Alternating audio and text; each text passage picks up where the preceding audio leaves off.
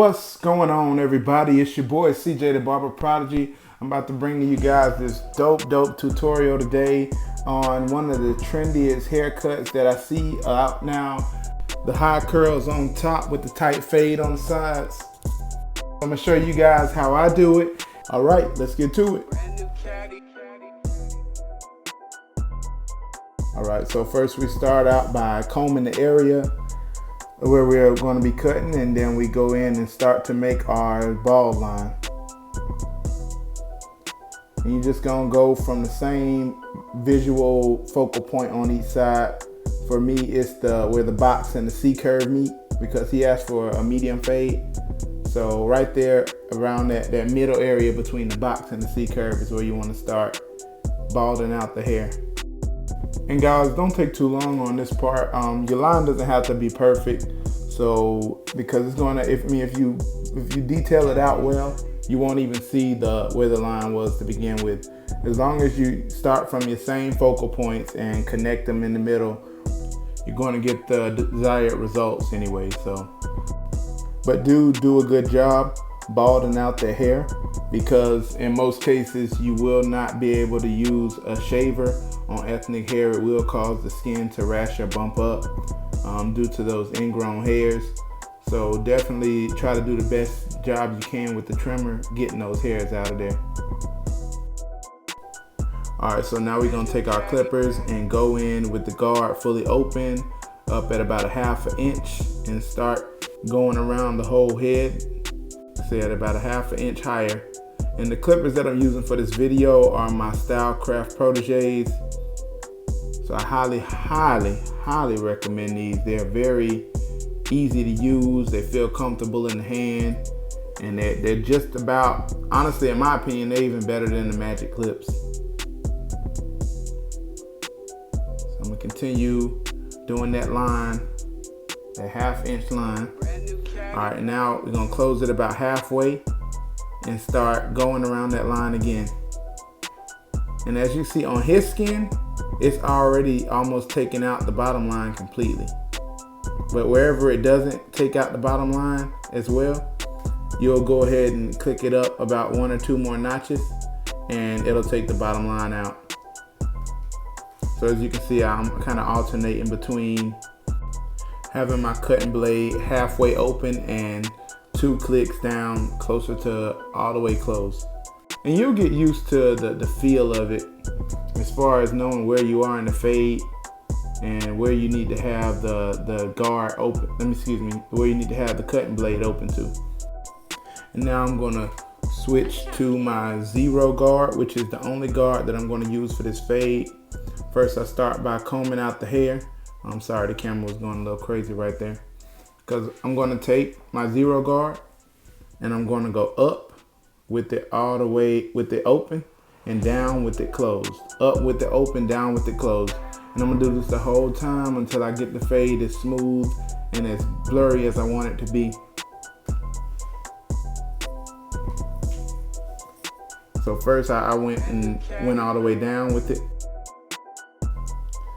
So as you can see, this side is almost completely faded. So we're just gonna repeat the same steps all the way around the head. Start by going down with the 0 guard closed and just thinning out all of the bulk of his hair that's grown. And then going up with the 0 guard open. For those of you who watch my channel a lot, you see I use this up and down technique in almost every video. It's really a way to speed up your fade and not have to use so many guards. And I also detail a lot with no guards on it, and that's how I get that nice blurry tight fade. Whenever I'm going down with the downward motion, my clipper guard is always in the closed position. And whenever I go up, it's in the up position, whether it's the guard on it or not. It's the same technique, the same wrist movements. You get used to it after a while. The more you do it, it becomes muscle memory. And you can already see the difference as I'm spinning them around between the side that is faded and the side that isn't. And I try to spin them around often to check both sides and always make sure that it's symmetrical. I make sure I didn't miss any details. Sometimes you catch little things as you're fading. And if you see a blemish, go ahead and fix it then, because a lot of the times later you'll be caught up either in conversation or trying to perfect the lineup, and you'll forget certain stuff. And you want to be as detailed as possible, because that's why they come to you, because they want a professional to get their hair right. They don't want your fade to look amateur or for you to have these lines remaining, because customers see that. And you want to make sure that you're putting your best foot forward at all times. You never know which fade will be the one that somebody sees, somebody with some wealth and influence, and they see it and they say, man, who is your barber? How can I get in touch with them and get mine done? So treat every customer the same. Treat every customer like they're royalty, you know, and put your heart and your effort into your work. Put your best foot forward.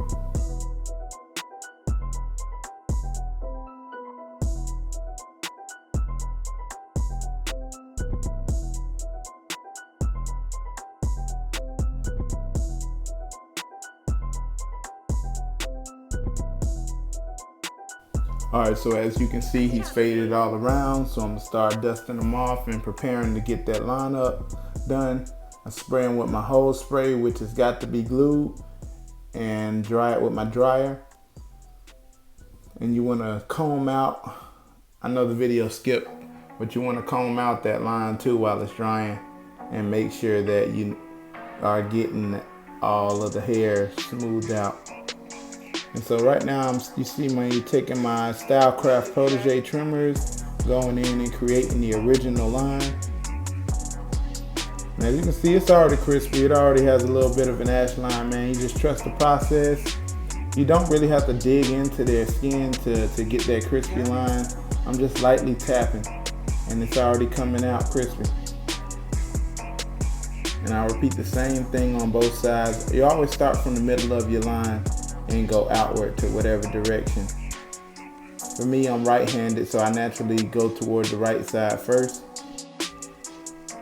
And once I've gotten my original line put in, I'll go through and just detail it, comb it, you know, any hairs that hang over, I'll go ahead and cut those.